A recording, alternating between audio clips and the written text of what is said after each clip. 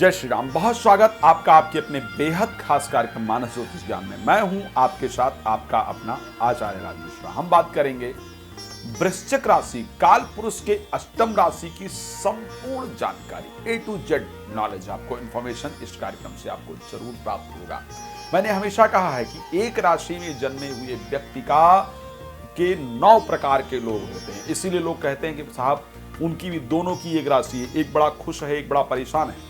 अब बात कीजिए, वृश्चिक राशि में नरेंद्र मोदी भारत के प्राइम मिनिस्टर बन गए और कई वृश्चिक राशि के लोग हैं जो डिप्रेशन में पड़े हुए हैं, चंद्रमा नीचस्थ हो जाता है। तो एक ही राशि में जन्म लेने के बाद एक जैसा आपका जीवन हो, एक जैसा आपका समय हो, इसकी पॉसिबिलिटी नहीं है। तो आइए आज के इस बेहद खास कार्यक्रम में आपको जानकारी देते हैं कि यदि आपकी वृश्चिक राशि है तो आपका जीवन किस प्रकार है। वृश्चिक राशि के 9 चरण में जीवन किस प्रकार का होता है। वृश्चिक राशि को अगर लेकर के देखा जाए, स्कॉर्पियो साइन कहा जाता है इंग्लिश में। अगर डेट ऑफ बर्थ से आपकी वृश्चिक राशि है, नाम से आपकी वृश्चिक राशि या वृश्चिक लग्न में जन्म हुआ है, तीनों को ध्यान में रखते हुए इस पर रिसर्च किया गया है। वृश्चिक राशि के 9 चरण में कौन कौन से अक्षर आते हैं। अगर तो अक्षर तापे ओ का मात्रा तो अक्षर से आपका नाम आ रहा है तो वृश्चिक राशि की आप प्रथम चरण के जातक जातिका हैं। ना अक्षर से आपका नाम आ रहा है तो आप दूसरे चरण के जातक जातिका हैं। नी अक्षर से नाम आ रहा है तो तीसरे चरण के हैं। नु अक्षर से नाम आ रहा है तो चौथे चरण के हैं। ने अक्षर से आ रहा है तो 5वें चरण के हैं। नो अक्षर से आ रहा है तो 6ठे चरण के हैं। या अक्षर से तो 7वां चरण। या पे बड़ी का मात्रा ई अक्षर से आ रहा है तो 8वें चरण। और यू या पे बड़ा ऊ का मात्रा तो आप 9वें चरण के जातक जातिका। आइए बात करते हैं कि आपका जीवन अगर इन 9 चरणों में आपका जन्म हुआ है तो आपका जीवन किस प्रकार का होता है। विशाखा नक्षत्र का प्रथम चरण। वृश्चिक राशि एक जल तत्व राशि है, उत्तर दिशा की प्रबल राशि मानी जाती है।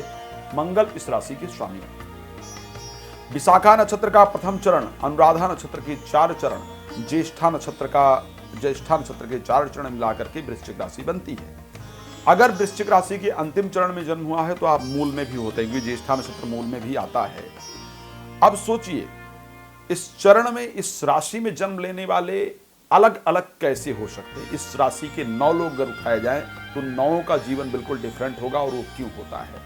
अगर पहले चरण में आपका जन्म हुआ है वृश्चिक राशि के तो आपके जीवन में धन धान्य की कमी नहीं होती। आप बहुत धनवान होते हैं, बहुत प्रतिष्ठित होते हैं, बहुत सफलता को प्राप्त करते हैं। दूसरे चरण में जन्म हुआ है तो धन बेशक कम हो लेकिन मान सम्मान बहुत होता है, यश प्रतिष्ठा बहुत होती है, बड़े बड़े लोगों के साथ उठना बैठना होता है, बड़े बड़े लोग आपको जानते हैं। तो अगर दूसरे चरण में जन्म हुआ हो तो आप यशस्वी होते हैं। तो तीसरे चरण में अगर जन्म हुआ हो तो बड़ा गजब होता है। ऐसा आगम ज्ञाता कहा जाता है। आगम ज्ञाता का मतलब जानते हैं क्या है। जैसे आपने देखा ना कि अभी कुछ हमारे संत, जैसे स्पेशली हम बागेश्वर धाम को लेकर के देखें, अभी बहुत सारे ऐसे लोग हुए हैं जो आगम ज्ञाता है। मतलब आपके मन में क्या है उसको जान लेते हैं।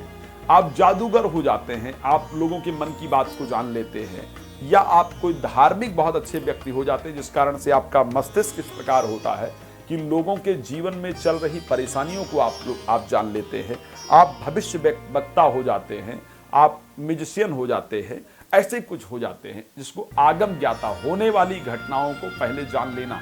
बहुत सारे लोग भी इस प्रकार के होते हैं कि जो आने वाली घटनाओं को पहले जान लेते हैं। तो ऐसी परिस्थिति के अंतर्गत आगम ज्ञाता कहा जाता है अगर तीसरे चरण में जन्म हो।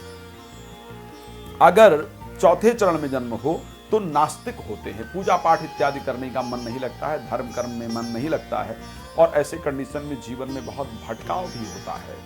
5वें चरण में अगर जन्म हो तो कुल मंडन कहा जाता है। कुल मंडन का मतलब कि जो अपने कुल का नाम कर दे, जो अपने परिवार का नाम कर दे, जो अपने परिवार की प्रतिष्ठा को बढ़ा दे। अगर 5वें चरण में जन्म हो तो इस प्रकार से होता है। 6ठे चरण में धन्योपार्जक, धन धान्योपार्जक यानी पैसा जीवन में खूब आता है, खूब कमाने के लिए प्रयास भी करते हैं, संघर्ष करते हैं, लेकिन धन खूब आता है अगर 6ठे चरण में जन्म हो। 7वें चरण में जन्म होने पर खूब विद्वान होता है, पद प्रतिष्ठा मान सम्मान बढ़ता है, बड़ी विद्वता होती है। और ऐसे लोग ऐसे क्षेत्र में से रिसर्च के क्षेत्र में, साइंस के क्षेत्र में, एजुकेशन के क्षेत्र में, जुडिशरी के क्षेत्र में जाकर के ही नाम कमाते हैं। तो ऐसे बहुत सफलताएं होती हैं। 8वें चरण में जन्म हो तो राज्यमान सम्मान होता है, पूज्य होता है, बड़ी प्रतिष्ठा सरकार इत्यादि में होती है। लोगों के सामने जाए तो लोग उठकर खड़े होते हैं, सम्मान करते हैं, राज्यमान कहा जाता है। नवे में अगर जन्म हो तो यशस्वी होता है, बड़ा प्रसिद्ध होता है, इस प्रकार से कहा जाता है। तो 9 चरणों में जन्म होने पर 9 अलग अलग प्रकार की विचारधाराएं, 9 अलग अलग प्रकार की परिस्थितियां होती हैं। आप कुछ और बात करते हैं, कैसा जीवन होता है। 2 मास में कष्ट प्राप्त होता है। अगर आपका वृश्चिक राशि में जन्म हुआ तो इसको नोट कर लीजिएगा। आप जब 2 महीने के थे या थी तो आपको कष्ट प्राप्त हुआ है। 7 वर्ष के थे या थी तब रोग हुआ था शरीर में। 8 वर्ष में जल से भय हुआ था। 11 वर्ष में वृक्ष या पेड़ से गिरे या आपके ऊपर पेड़ इत्यादि गिरा, वृक्षाघात होता है। 32-35 वर्ष में रोग होता है या लोहे से चोट लगता है। 45 वर्ष में अंग रोग होता है, शरीर में रोग हो जाता है और बड़ी पीड़ा होती है, बहुत दिक्कत होता है। 63 वर्ष में मृत्यु जैसा भय होता है। पर यदि शुभ ग्रह चंद्रमा को देखें तो 75 वर्ष 2 मास और 7 दिन तक आप जीवन जीते हैं। ज्येष्ठ कृष्ण पक्ष में मंगलवार को रेवती नक्षत्र में के प्रथम प्रहर में देह का त्याग होता है। रात को 9 बजे, दोपहर को 12 बजे लाइव भी आता हूं। हमारे साथ लाइव जुड़ करके भी अपने जीवन के बारे में बहुत कुछ जानकारी प्राप्त कर सकते हैं। अब इस कार्यक्रम को यहाँ पर विराम देता हूं। मिलेंगे नए कार्यक्रम के साथ आपके सामने, तब तक के लिए जय श्री राम, बहुत धन्यवाद।